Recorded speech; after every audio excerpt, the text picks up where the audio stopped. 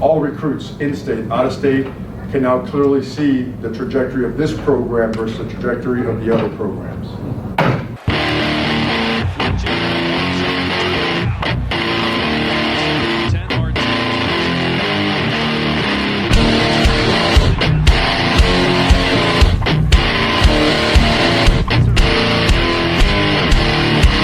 The secret side of me, I never let you see. I keep it caged, but I can't control it.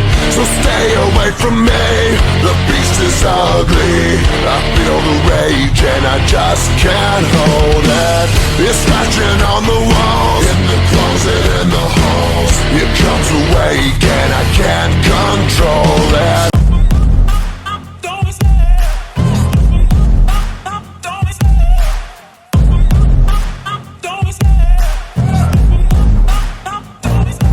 What is going on, everyone? Welcome back to this week's installment on The Lake Show, and I really appreciate you all making me a part of your day again. So last week, we obviously went into our college football Week 8 recap and our NFL Week 7 recap, and we're right back at it this week with a college football Week 9 recap and an NFL Week 8 recap.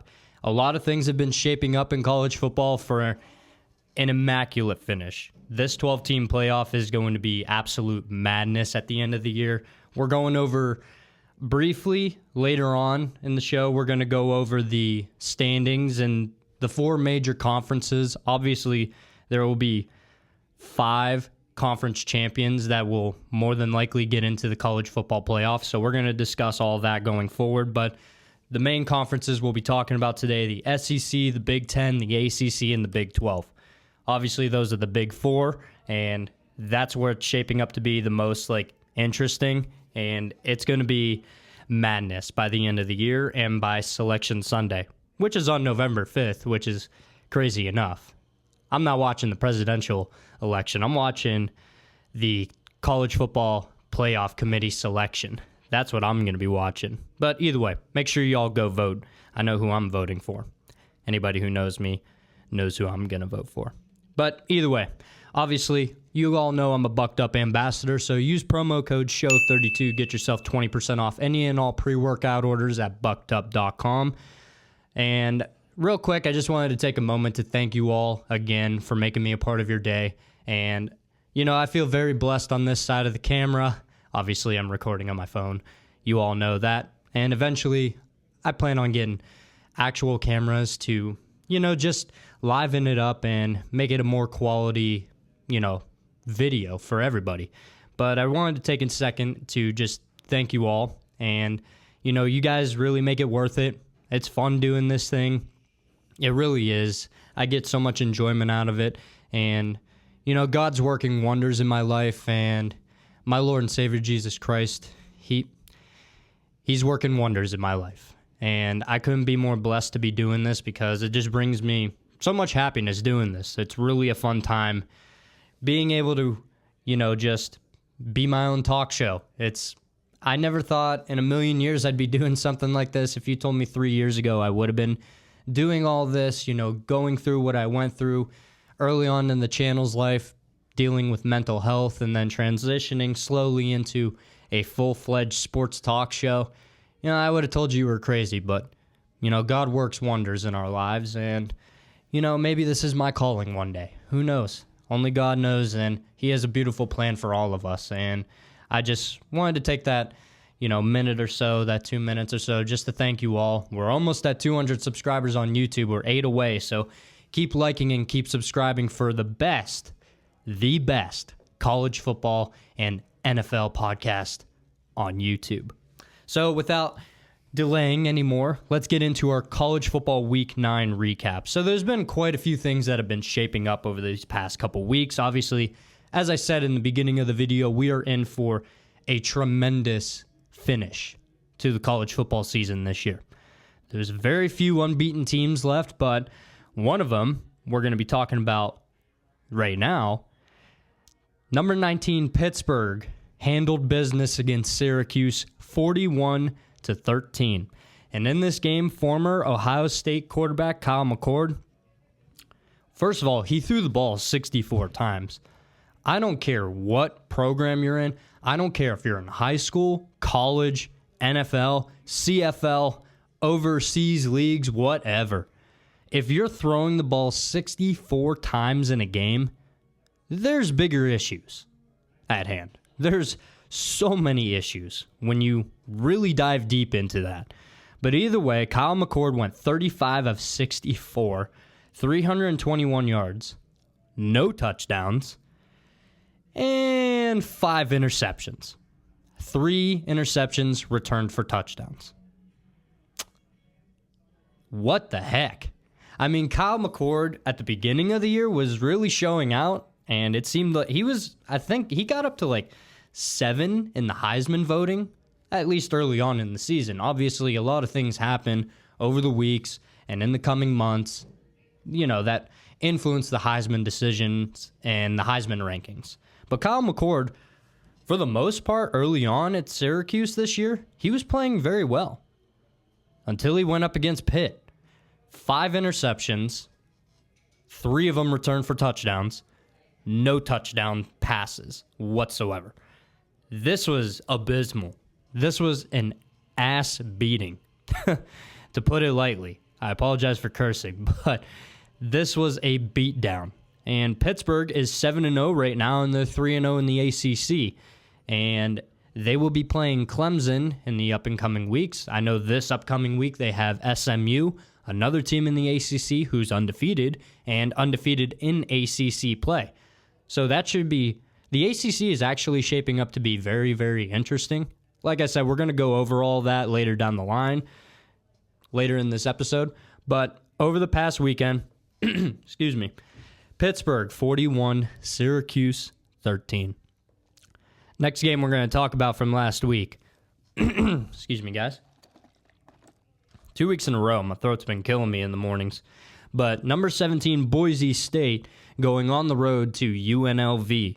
Boise State ended up winning this game 29-24.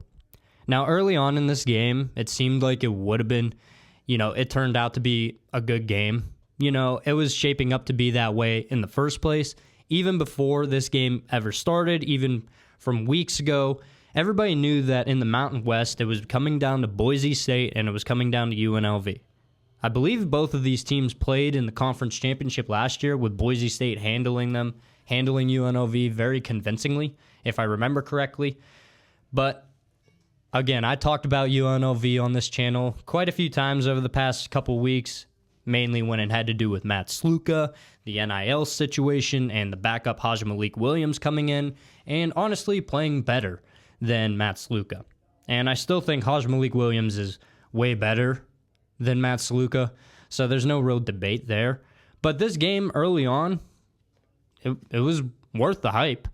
For Mountain West football, these two teams, they're basically fighting for that 12th spot in the college football playoff. Listen, a group of 5 school is going to get into the college football playoff. It's just a matter of who. And right now, all signs are pointing that to be Boise State, led by Heisman hopeful Ashton Jeanty. He had 33 carries for 128 yards and another touchdown in this game. Early on in the game, UNLV, I watched a good portion of this game. Early on, UNLV, their defense smacked Jeanty around. They were filling their gaps. That was the most disciplined defense I've ever seen when it comes to college football, at least early on stages. When I watch football, I don't necessarily see the defense in depth when it comes to how a game progresses. But when I watched UNLV against Boise, at least early on, UNLV was so disciplined in their tackling and in their form tackling, and the fact that they were filling the right gaps. The linebackers were filling the right gaps at the right times. I mean, obviously, everybody knows where the ball is going when you play Boise State. You're giving it to Ashton Jeanty, best running back in college football. Still probably my Heisman favorite. I know the Heisman rankings have fluctuated a little bit. I know Dylan Gabriel for Oregon is considered the new favorite, which I have no problem with that whatsoever. I don't. Ashton Jeanty is still up there. Cam Ward is still up there. we'll talk a little bit about that going forward, maybe in a little bit, but Boise State handles business. It was a nail-biter, but they handled business behind Ashton Genty's 128 yards rushing against the UNLV Running Rebels, and Boise State now 3-0 in the Mountain West, and they have firm control of that, and I think Boise State will probably more than likely end up being the 12th team in the college football playoff at the end of the year when the selection committee picks their teams to represent said seeds in the college football playoff. So some other games we're going to briefly gloss over real quick. We got Oregon again, number 1 Oregon going against number 20 Illinois. They handled business 38-9. Dylan Gabriel, 291 yards passing, 3 touchdowns. Penn State, number 3 Penn State against Wisconsin. Wisconsin controlled this game very early on. Wisconsin really should have won this game, I feel like, but that pick 6 in the second half, that gave all the momentum back to Penn State, and Penn State ended up pulling away 28-13. Now this week, Penn State and Ohio State, both undefeated, both in the Big Ten.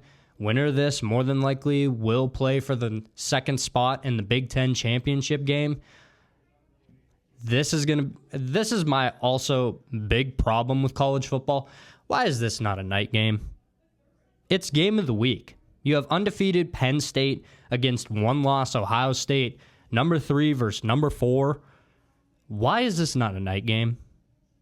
Do we really want to see a Penn State whiteout in the middle of the day? Do we really want to watch Penn State, Ohio State, middle of the day, when it has college football playoff implications, it has Big Ten implications? Why do we want to watch this midday? That makes no sense to me. The Fox deal with the Big Ten, I understand that certain time slots have to be filled, and I don't know the full details of said deal between Fox and the Big Ten, but this really ruins college football a little bit, in my opinion, because games like this should be prime time. Kirk Herbstreit and Chris Fowler on the call. This game should be prime time, 7 o'clock. A night game in Penn State, you already know that this is going to be a whiteout game. Why would you not want that center stage in the college football world rather than at the noon slate where 12 other games are going on? I don't think that makes business sense, in my opinion, but that's why I'm not the heads of the Big Ten or Fox or college football in general. But either way, Penn State holds firm grip on Wisconsin, 28-13. Next game we're getting into, Nebraska versus Ohio State. Ohio State ended up winning 21-17. This is the same Nebraska team that got beat by 50 by Indiana literally a week ago. If I'm an Ohio State fan, after watching this game, I'm nervous. If you're not nervous, you're just a diehard Buckeye fan who will support your team no matter what, regardless of anything that might be wrong with the team. That's it. This was not a great showing from the Buckeyes offensive line, mainly because they are brittled and injured beyond belief right now. The left side of Ohio State's offensive line realistically was their strong suit. Now, because of injuries, they took a step back. The offensive line took a step back. I know that Ohio State won the game. I know. But they played Nebraska. Dylan Raiola is still a freshman quarterback on Nebraska's team. This is still the Nebraska that got beat by 50 by Indiana literally a week ago. And everybody thought that Ohio State would probably beat the brakes off of Nebraska. No, that's not the case. Ohio State had 64 rushing yards against Nebraska, averaging 2.1 yards per carry. That's not going to get it done. The rest of the way for Ohio State, that's not going to get it done. I know there's injuries, but you have Quinshon Judkins and Travion Henderson. Probably the best 1-2 punch running back combination in all of college football. Quinshon Judkins is a stud. Travion Henderson is a stud. Those guys will more than likely be first, second, or third round picks in the NFL draft. They're that good. Averaging 2.1 yards per carry? Are you kidding me? Against the Nebraska team that couldn't stop a nosebleed a week ago against Indiana? Now, no shade against Indiana. They're a top 10 team. They're near the top 10 in my opinion, and they're up there in the Big Ten standings. They're actually number 1 in the Big Ten standings right now. But this is not going to get it done for Ohio State. It's not schematic. That's not the issue. Chip Kelly is not the issue with play calling or anything like that. The issue is injuries, realistically. And I'm not a Will Howard fan. I told everybody this over the past couple weeks. I'm not a Will Howard fan. I thought he was a more accurate, more athletic version of Kyle McCord. But that's not quarterback play that Ohio State has been used to over the past 20 years.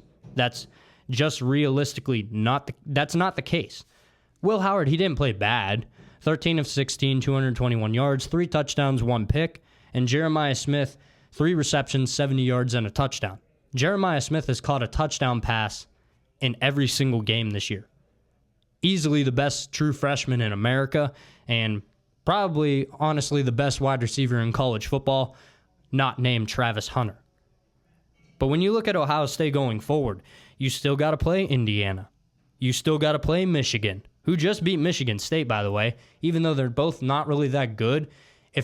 This is a down year for Michigan, but if they have anything left in the tank, anything left in the clip, they're going to empty the clip against Ohio State. Ohio State's going to get the best version of Michigan, despite Michigan being awful this year. They're going to get the best out of Michigan.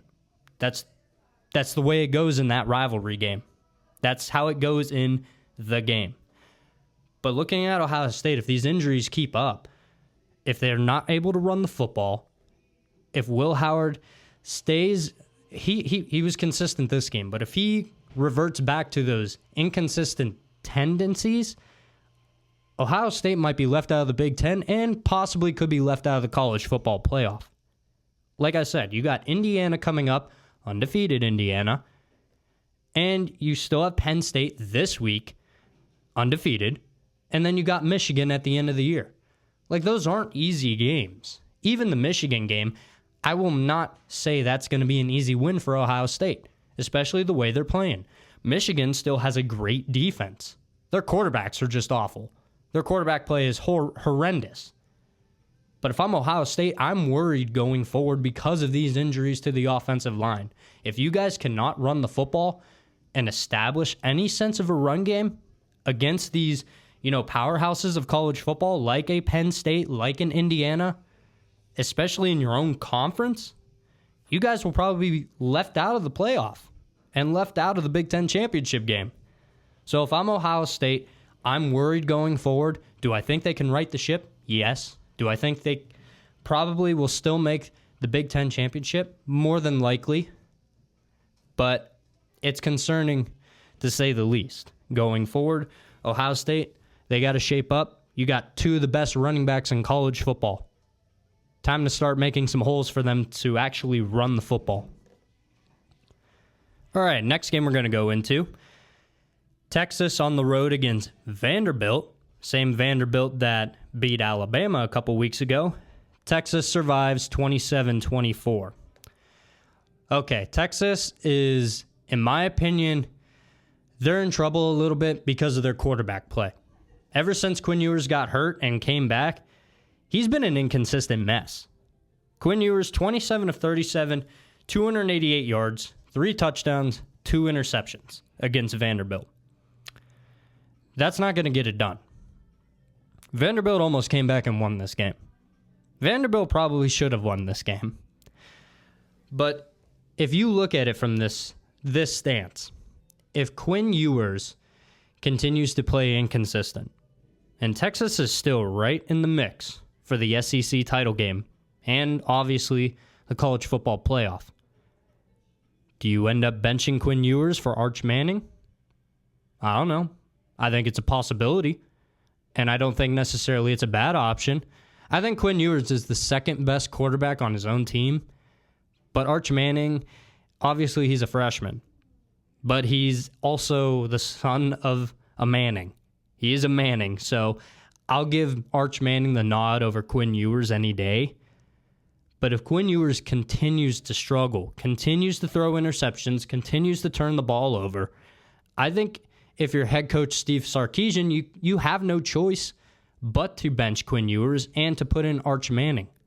This season, this is the only team that from a year ago that's playing up to their potential. This is the only team from a year ago that made the college football playoff to be playing consistent. Michigan's awful.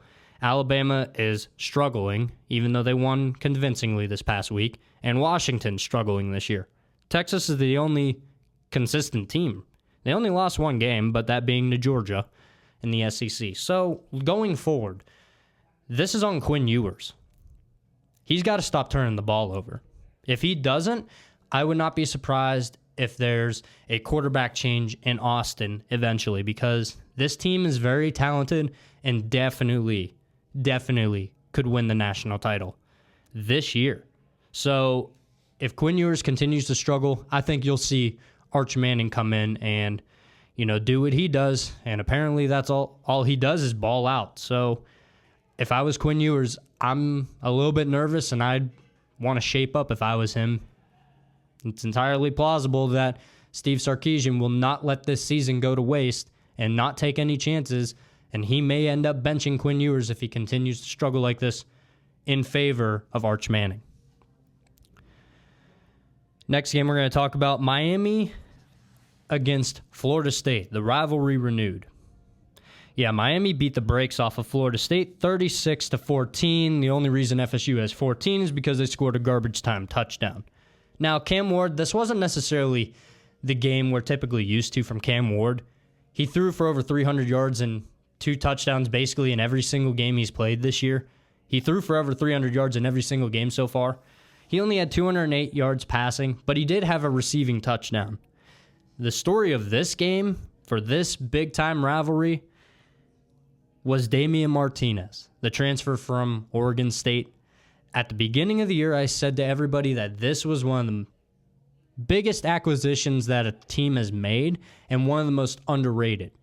Now, obviously, Miami is 5 deep at running back, so Martinez hasn't necessarily been getting the love and carries that maybe he deserves coming to Miami, because you got Mark Fletcher, A.J. Allen, Jordan Lyle, Chris Johnson Jr., Mark Fletcher. There's a lot of running back depth in Miami. But going forward, he's the Miami Hurricanes bell cow. He had 15 carries, 148 yards, and 2 touchdowns in this game. Mario Cristobal at the end of the game in his press conference, taking shots at the other Florida teams. You can see the trajectory of Miami's program compared to the other programs. This was a statement win for Mario Cristobal, and I know Florida State's 1-7. I know Florida State is god-awful this year, but that's still a rivalry game.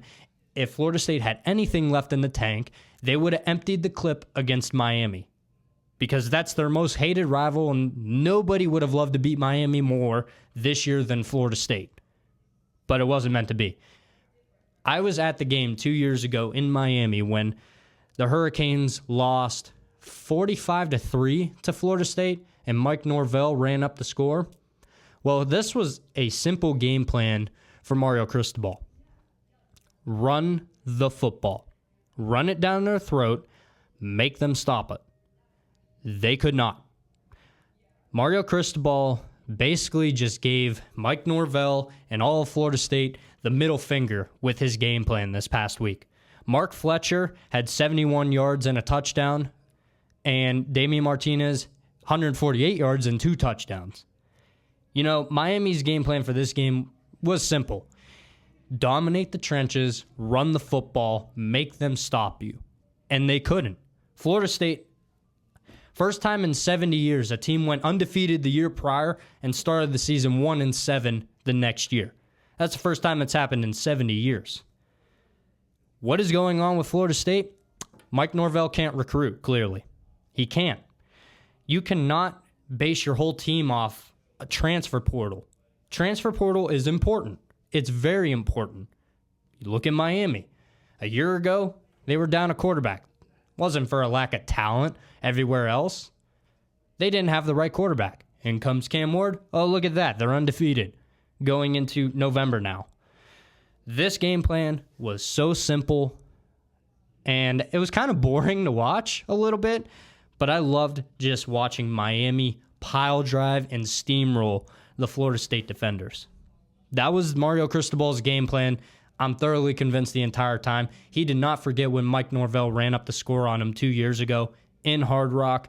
So I think he said to himself, you know what, I'm going to just run the football down this man's throat and just dare him to stop it. And Florida State couldn't. So Miami improves to 8-0 and now number 5 in the nation. Let's see. We're going to go over one more game. LSU, number 8 LSU falls to Texas A&M 38-23. Garrett Nussmeier threw for 405 yards, 2 touchdowns, but he also threw 3 interceptions. LSU looked like they controlled the game for the most part. Then the second half opens up. Marcel Reed comes in for Texas A&M. He went 2 for 2 on passing, 70 yards, but he also had 9 carries for 62 yards and 3 touchdowns. Marcel Reed took over this game in the second half, and Texas A&M is 5-0 in the SEC for the first time in program history. Okay, so now we're going to transition into the conference outlooks, and then another installment of Laykos List. So let's go over the SEC first. At the top of the SEC, you got Texas A&M, 5-0. Georgia, 4-1. Texas, 4-1. Tennessee, 3-1. LSU, 3-1. Bama, 3-2. That is order from 1st to 6th in the SEC. How it's shaping up, I have no clue how it's going to end up. I really don't. A&M leading the conference right now in play. I mean, their only loss is to Notre Dame at the beginning of the year, so they're still a really good team. Coach Elko has really turned some heads in Texas A&M at Aggie Station. I mean, A&M versus Texas is going to be the biggest game in Texas in probably 20 to 30 years. The cheapest ticket I saw was like $680. No thanks. But that's the way the SEC is shaping up. If based on current projections right now, I am willing to bet that it possibly could be A&M in Texas, and that's the championship I would go for if they didn't play each other already. But again, this is going to be a dogfight to the end. I talked about it last week that LSU is in the mix still, Tennessee's in the mix, Texas, Georgia, A&M, Bama, like all these teams are in the mix, and we still got 4 weeks left in the season. Here's the Big Ten. Indiana at 5-0 in conference play. Then Oregon at 5-0 in conference play. Penn State 4-0. Ohio State 3-1. Those 4 teams are really the only teams that are in conversation to make the Big Ten championship, and those are the only 4 teams that will make the Big Ten championship. So if I had to put money on it right now of who I thought would possibly go to the Big Ten title game, I'm willing to say Oregon and Indiana right now. I do not like the way Ohio State is playing. I don't trust Penn State, really. If history tells us anything, it's don't trust Penn State. So going forward, I think Oregon will end up winning the Big Ten, but I do think it'll be Oregon against Indiana. Because Oregon doesn't play Indiana. They don't. Going for Ohio State plays Indiana and Penn State. So those 3 teams will sort each other out. I think it's Oregon's conference to lose at this point, but I'm willing to say Oregon, Indiana, Big Ten title game. Let's go to the ACC. Clemson at 5-0 in conference play, Miami at 4-0, SMU at 4-0, Pitt at 3-0 in conference play, respectively. So SMU and Pitt play each other this week, so that'll sort itself out. All signs are pointing to a Miami and Clemson matchup in Charlotte for the ACC title game, but I do think it's plausible that Pitt could beat Clemson next week. I know Clemson, they will be tested against Louisville that took Miami to the brink. I think Louisville has a good chance to upset Clemson, but it's in Death Valley, so I'll probably take the Tigers. But looking at the ACC, I think, you got 4 teams that are undefeated in conference play right now that they're all buying in to get to Charlotte for the ACC title game. But if I had to put money on it, Clemson and Miami. And then the Big 12, we've got BYU at 5-0, Iowa State at 4-0, Kansas State 4-1, and Colorado 4-1. After starting the season 2-2, they rattled off some wins. Colorado is now 6-2, and I have to bite the bullet on this one. Shedeur Sanders is playing really good football. I was wrong about him. He is a good quarterback. I still think partially it's because he has Travis Hunter and Jimmy Horn, but I will give credit where credit is due when it comes to Deion Sanders and how well he has been coaching these past couple weeks. Shout out to Deion, probably coach of the year, if we're being honest. Probably coach of the year. All right, so some matchups to keep an eye on this upcoming weekend. Ohio State, Penn State, obviously, Miami and Duke. Manny Diaz, old head coach of Miami, comes to town against the number 5 Hurricanes. Oregon and Michigan, Florida, Georgia. Indiana, Michigan State. Texas A&M, South Carolina. Louisville, Clemson. Kentucky, Tennessee, and Pitt, SMU. Some good games to look forward to in this upcoming week. And now, first, the AP Top 10 now that was released on Sunday.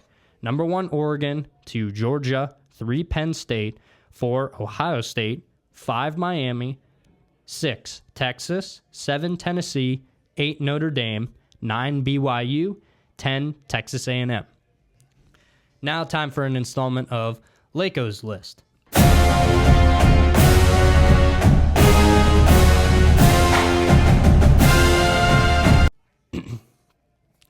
So here's my top 10, and it is pretty much the same as the AP top 10 just like a week ago, with one change, because I think it's justified.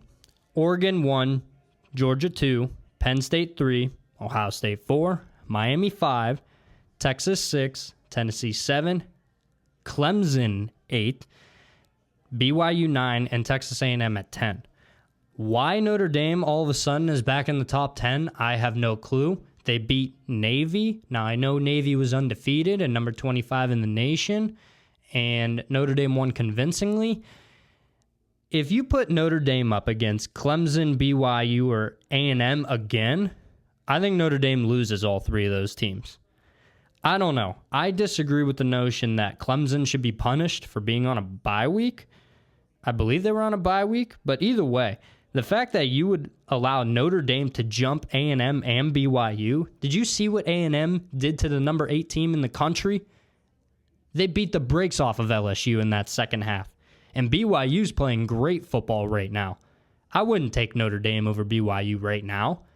Maybe in a head-to-head game, yeah, probably I would lean Notre Dame, but based off the games I'm watching and the games that have been played already, there's no reason to put Notre Dame in the top 10 right now. So I disagree with that. So my top 10, Oregon, Georgia, Penn State, Ohio State, Miami, Texas, Tennessee, Clemson, BYU, A&M. Notre Dame does not sniff the top 10 in my list. Okay, so now we're going to transition into the NFL. We're going to briefly go over the standings right now. So at the top in the AFC East, Buffalo leads the division. AFC North, Pittsburgh leads the division. AFC South, Houston. AFC West, Kansas City. Go figure. Now in the NFC, Washington in the NFC East. NFC North, the Lions. NFC South, the Falcons. And NFC West, the Cardinals. Good Lord, is that conference a crapshoot this year. Now, San Fran's injured to hell, so I won't hold that too much against them, but it's something. So we're going to go over a couple of games, not all of them, but I have a couple storylines we're going to talk about in the NFL. So the Lions 52, the Titans 14, behind Jahmyr Gibbs, 127 yards rushing and a touchdown. The Lions absolutely beat the brakes off of the Titans belt to ass. This wasn't close all day. Eagles 37, Bengals 17. Joe Burrow is playing out of his mind, and Joe Burrow is basically having to put on a cape and become Superman, except he can't do it because his defense doesn't give him a shred of hope to overcome anything. The fact that Joe Burrow is basically leading the NFL right now in every statistical passing category, or is near the top in every statistical passing category, is ridiculous. He has no defense. Is Zach Taylor really a good coach? I don't know. Joe Burrow made it to a Super Bowl with probably the worst offensive line in football. It's clear as day that Zach Taylor has done nothing, really, of note to help this man. Joe Burrow it's basically Joe Burrow, Jamar Chase, T. Higgins, and everybody else. That's it. Those three, and then a bunch of nobodies. This defense is putrid. The Eagles have been struggling mightily on offense. Jalen Hurts has been regressing. They have Saquon Barkley still, but they have A.J. Brown, Devontae Smith. This was an Eagles team that was struggling because of head coach and quarterback relationship, and also the fact that Jalen Hurts is reverting back to his old turnover ways and old inconsistent ways. And the Eagles put 37 up on the Bengals. I would have thought the Bengals would have handled business this past week. Nope. Eagles beat the brakes off of the Bengals. Of course, we have some garbage right here. The Browns 29, the Ravens 24, behind Jameis Winston, 27 of 41 for 334 yards and 3 touchdowns.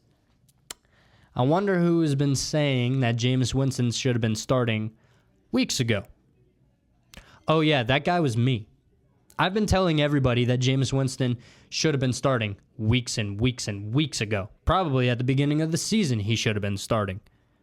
And even most of my Browns fans, would agree with me that Jameis Winston should have been starting over Deshaun Watson. Now, obviously, it's unprecedented what happened. I don't wish injury on anybody, but Watson should have been benched either way weeks ago before he even got injured. Look what happens once Jameis Winston took over against arguably the first or second best team in the AFC, the Ravens. Ravens couldn't do anything. Tip of the cap to Jameis Winston. He played out of his mind, and I knew that he'd be able to do that. Your offense looks so much different with Jameis Winston under center. He looks calm. He looks collected, poised. The troops gather around him. Nick Chubb is back in the mix. You finally got David Njoku involved. It's like so many things just went so right for Cleveland. As soon as you make the right quarterback change and put in the right quarterback to lead that team. People were saying that Cleveland was the worst team in football. No. I watch Carolina Panther football, unfortunately, some days, and that's a real eyesore. Same thing with the Raiders. And the same thing with the Jets and Patriots. I don't think Cleveland is bad as... They're still bad. I mean, the record indicates it, but they're not as bad as those other teams that I just mentioned. So it's almost like I said this weeks ago that it should have happened, before Watson got injured, but look what happens when you put Jameis Winston in. Calm, collected, made the offense look smooth, easy. It actually looked like a well-oiled machine with Jameis Winston, and he threw a last-second touchdown pass to win this game with 50 seconds left. So tip of the cap to Jameis Winston. The Jets lose 25-22 to the Patriots. Okay, so since the departure of Robert Saleh, the Jets have won 0 games. The offense looks terrible with Aaron Rodgers, and the defense has regressed. Who is the best coach in the Jets' entire system? Robert Saleh. What's his specialty? Defense. You fire the Jets, okay. I'm not saying... Change is good. Change is good, for the most part, if it's warranted. Was it really warranted to get rid of Robert Saleh? Your offense was already struggling. That's not Robert Saleh's fault. Aaron Rodgers wanted Nathaniel Hackett to be his OC. They got Devontae Adams. Don't tell me there's a lack of talent on this team. There's no lack of talent on the offensive side of the football, other than a subpar offensive line, which go figure. I mean, that's the Jets. They never have a good offensive line. But you got an old, brittle Aaron Rodgers. They've never been the same since driving Robert Saleh out of town. You fired the best coach on your staff, the one who was holding the glue to that defense. He was holding that defense together. He's the reason that their defense was so good. They got a bunch of good players, but he's the reason that it was held together so well. But no, the Jets want to change immediately. They haven't been the same since Robert Saleh departed, since they fired him. And now look, the defense has regressed. The offense is still a mess. The Jets in general are a mess. They lost to the Patriots, who don't have any sense of offensive skill players, of note at least. It's a quarterback carousel there with Jacoby Brissett and Drake May. But the Patriots got it done. And the Jets are a tire fire of an organization. Aaron Rodgers should retire, call it quits. He's done. He's not what he used to be. I'm sorry. And I've always had a soft spot for Aaron Rodgers because he was one of the greatest quarterback talents we've ever seen ever in the NFL. But it's time to hang up the cleats, man. Aaron Rodgers is not the savior of the Jets. Right now, he's the one holding them back with his inconsistent play. But it also doesn't help, like I said, Robert Saleh was fired when he was the best coach on your staff. And now the defense is horrible. Go figure. Coincidence? No. 49ers 30, Cowgirls 25. Go figure. Dak Prescott, 2 touchdowns, 2 interceptions. 25 of 38, 243 yards. And Brock Purdy played well. And Brock Purdy hasn't necessarily been playing too well this year, but guess what? He still looks like Brady against the Cowboys. Cowboys are an embarrassment. They really are. The Cowboys are one of the worst teams in the NFC. Easily. You got Dak Prescott and CeeDee Lamb and Micah Parsons. That's it. No sense of a run game. Nobody else to help out Dak Prescott in the passing game. Dak Prescott inconsistent on his own. Micah Parsons can't get to the quarterback when they play a good team that actually has good offensive line and good protection. You know, Dallas is just a mess. And the 49ers are injured and brittle to hell, and yet they still put up 30 against the Cowgirls' sorry defense. Go figure. Dallas loses again. How does Pittsburgh lose to them? I still don't get that. Still don't understand that. Let's go over the Commanders and the Bears. The Commanders ended up winning 18-15. You know how? I think everybody saw it. But let's watch it again, shall we? So here you go. He's gotten hit throughout the rest of the game, and it's hurting more now. Comes down to one last play. And it's going to be getting longer by the second. You're all the way back at the 30-yard line. Now you can step into it. Here comes the Hail Mary with the game on the line. And the ball is caught! Caught! It's a miracle! It's Noah Brown! Seriously, you are taught from a young age. I played DB 1 year in high school, my freshman year. Even then, I know when the ball's in the air, bat it down in a situation like that. Tyreek Stevenson, former Miami Hurricane. I love that guy. I loved watching him play, but look at this picture right here. You're going to taunt the team when the game you're going to taunt the fans of Washington when the game isn't over, and you're the one who tipped the ball up? Oh, that's karma. That's such bad karma. That's ridiculous. Jaden Daniels played well. Caleb Williams played well. Caleb Williams has been getting better every single week. But how about the Commanders? They're atop of the NFC East. Then followed by Philly, then by the Cowgirls, and then the Giants. So one last thing we're going to go over is the Chiefs. Well, 2 more things. Chiefs 27, Raiders 20. Go figure, the Chiefs win again, but again, Patrick Mahomes didn't necessarily play too well. Pat Mahomes has been kind of awful this year. He's 15th in the league in passing yards and 16th in passing touchdowns. He has 1,651 yards and 8 touchdown passes on the year in 7 games. You know what else he has in 7 games? 9 interceptions. This team is the worst 7-0 team I think I've ever seen since the 2020 Pittsburgh Steelers. They have no business being undefeated right now. Again, I'm not saying Mahomes is a bad quarterback. He's not. He's the best quarterback in the NFL, but he's not playing like it. The Chiefs' defense is what carries them right now. Old man Travis Kelce, a carousel at wide receiver, really no consistent run game from the Chiefs, and then Patrick Mahomes has been so inconsistent except in the final 3 minutes of games. That's it. There's no reason the Chiefs should be 7-0 right now, especially with Pat Mahomes playing the way Pat Mahomes is playing.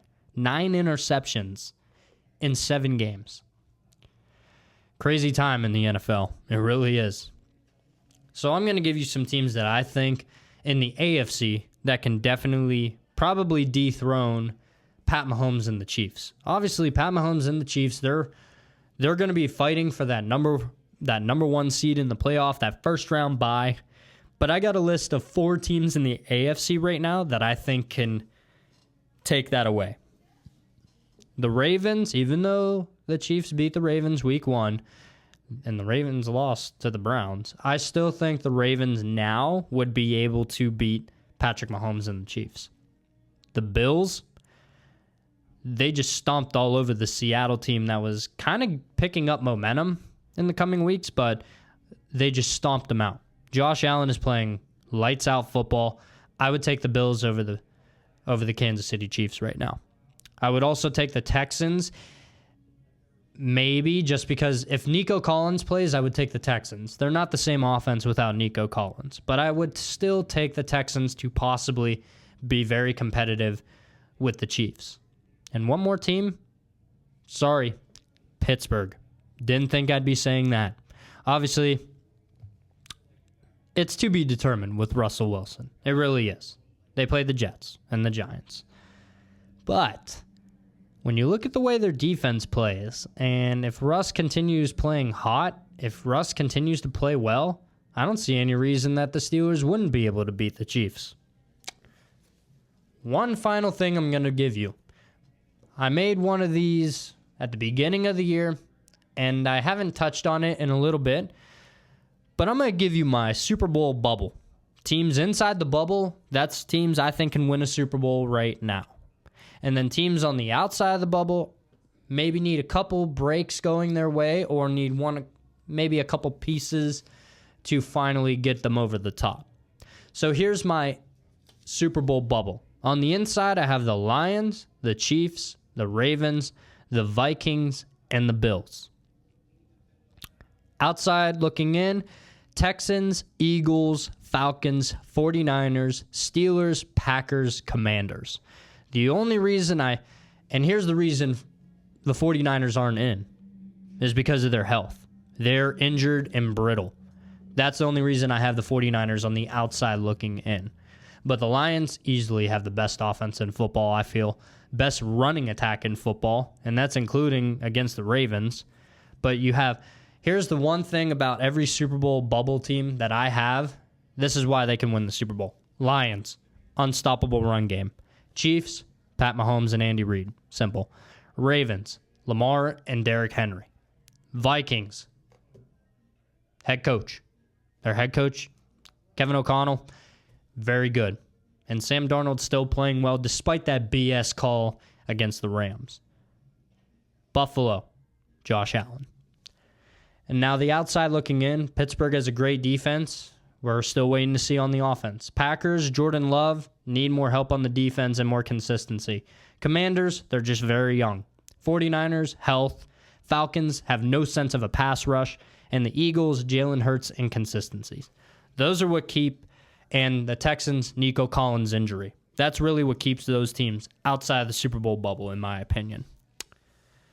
And that's going to wrap it up this week on The Lake Show, everybody. I really appreciate you all making me a part of your day again. Be sure to like, subscribe, share with your friends, leave some comments down below. I'm your host, Dominic Laykos. God bless.